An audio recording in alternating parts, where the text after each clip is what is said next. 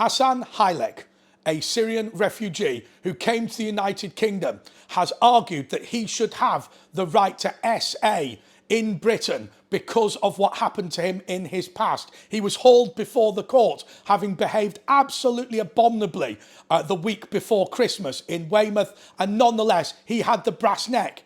And his lawyers had the brass neck to argue that by sending him to prison, his human rights were being abused, and that instead we should be apologising to him for his actions. This is just the latest example of the way the cultural differences between us and the refugees that arrive in this country are causing problems, and the way that we are sacrificing on the altar of political correctness all of our values, and indeed the defence of our children. Hello everyone, this is Andre Walker. Thanks so much for watching this video. Please do subscribe, but more importantly, please donate to the Patriot Fund and we will continue with our patriotic projects. Well, what do I think of Hassan Hillech, aged 40? What has he done? He's come to the United Kingdom, suckled from the teat of the taxpayer, never had a job, never contributed anything positive. Obviously, he's brought over the wife after he arrived in Britain, knocked out a couple of kids, all on the social, all being educated courtesy of the UK taxpayer. Well, on the 18th of December 2022, he got very depressed, apparently. And the way that he thought that he could solve that depression, which was because of Bashar al-Assad, apparently, was that he attempted to drag a teenage girl off a curb into his car. What he did to her, I won't bother describing, but what the judge said was, I shudder to think what would have happened if you'd have got her inside that vehicle. Well, Mr. Hillech was unapologetic. He didn't deny that he'd done all these things, but he did say that it was his human right to do it. He believed that because he is a Syrian Muslim refugee, he has a right to behave in this way. He argued that he had PTSD. Now, imagine that the judge had have accepted this. Imagine that we accepted this, and I think in some respects we have, but more on that later. Imagine that now we say, to add to our two-tier justice system, every Muslim that comes into the United Kingdom is allowed to, and I'm trying to say this so I don't get demonetised on YouTube, help themselves to whatever they find in the United Kingdom, whether willing or unwilling. That is what Mr. Hillech believes he has the right to do. And I personally believe that we should change things. We should say any refugee who is guilty of SA in the United Kingdom will receive the death penalty, like they would receive in their own country if they were ever convicted, which of course they never are in their own country because you need about 15 witnesses and the benchmark is far too high.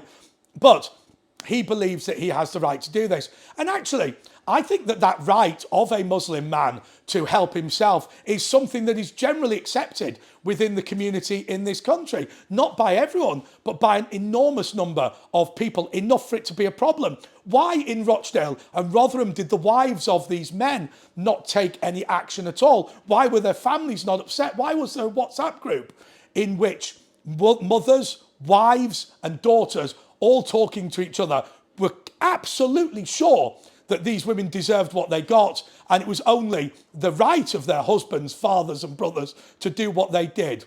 That idea has been enshrined in the human rights in the tribal areas. I talk a lot, by the way, about tribal areas. Just to explain what I mean by tribal areas, very simple. It's basically that Britain doesn't live in a multicultural society. We live in a divided society. And what happens is people who come over from various countries create their own little enclaves, which has always happened, actually. There's always been the Jewish quarter in Chinatown. But of course now, well, there weren't many of them, but now there's such huge numbers within these tribal areas where young white girls who happen to be caught up in the tribal area lose their rights that they would get as normal British citizens, and the police and the courts largely back that up. Certainly social workers did. Remember that girl who had been kidnapped and she got a taxi back to her care home, and the care home phoned up her kidnappers and said that they had to pay for the taxi and they could take her back if they wanted. So actually Mr. Hillech, in arguing that he has a human right as a Muslim to do this, is actually not entirely out of kilter with our two-tier justice system. Well, I think we should have two-tier justice. I 100% agree with it. As I said before, those people who come to the country as foreigners or as refugees should be subject to a higher standard than those rest of us who are here. But What does this say about what we're going to do in this country long term? Imagine we do become a majority Muslim country. And by the way, I keep saying this is not about Muslims and Islam. Do you know what? I don't care. We're not going to these countries and picking the brightest and the best. We go in and we pick the lowest and the worst. I was watching the other day. I know I've given this example on my TV show before, but Ilya Malinin is the world's best ever figure skater, and he represents the United States of America. Now, the reason why he's so good is both of his parents were figure skating champions who won medals, and both of them are coaches in now US figure skating, having been coaches in, I think, Russia and Kazakhstan before. Right, what is the point I'm making there? Well, if your if your immigration policy is like in America, where they have a scheme where any Olympic medalist is allowed to come to the United States of America, then you'll get the brightest and the best, won't you? What we will say, we'd have met the Malinin family, and we'd have said, oh, not so sure, we want 2 Olympic medalists. What's your cleaner doing this month? That's what we would have done. We want the dregs and the fools. And when it is a majority country of dregs, people with no skills, people with no talent, people with no ability to speak English, people from the backward of the backward, you know, the villages, the mutty magic villages, the villages where they like to throw the wives of dead tribal leaders on the fire with them, and all these sorts of people who believe in ghosts, in digging up their relatives and talk to them as if they're ghosts. All of those people are being brought over to the United Kingdom. And when there's a majority, what human rights will Britain have? None. None at all. They will all be removed for the stupidity. Female genital mutilation, when did that exist? Before the Windrush. Honour killings, when did they exist? Child marriage, when did they exist? Deporting children to Pakistan for child marriage, when did that exist?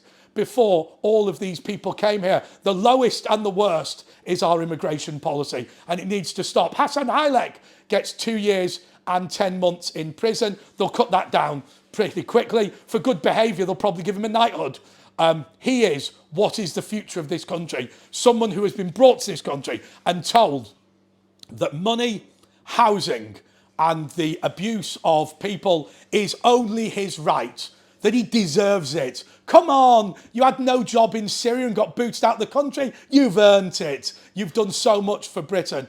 I would like to send him back to Syria. I'll tell you something else. I'd like to see what the Syrians do with him for attacking a person in the way that he has attacked them. It is absolutely disgraceful what we're watching in this country. But Hassan Hillech is just a symptom.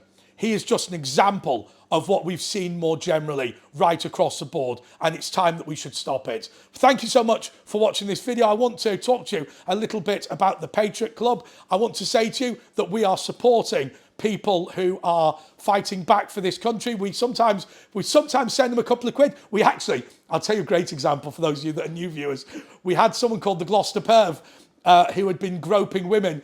We paid members of the public to go and find him and track him down to the police. Police weren't very happy about that. Why are you doing vigilante justice? Because you are too busy with your lesbian Nigerian diversity training days. Until you can donate below. Until next time, goodbye.